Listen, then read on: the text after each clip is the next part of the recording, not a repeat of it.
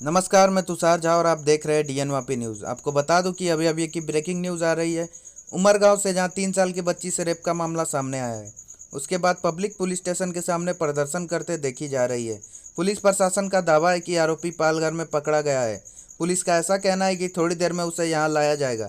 देखिए इस विषय में वलसाड़ एसपी श्री करणराज वाघेला ने क्या कहा। देखिए यह खबर, और ऐसे ही आसपास की खबरों से बने रहने के लिए हमारे इस चैनल डीएन वापी न्यूज़ को अभी सब्सक्राइब करें। धन्यवाद।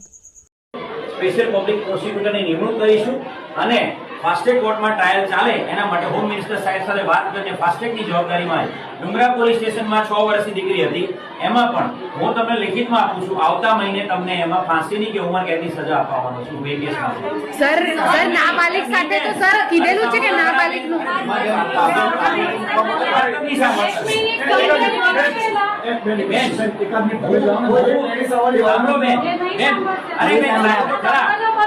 હું કે રમણ પાટકર સાહેબ અમે જજ નથી, અમે સ્પેશિયલ પબ્લિક પ્રોસિક્યુટરને નિમણૂક કરાવીને ફાસ્ટેગ કોર્ટમાં કેસ ચલાવડાવીશું।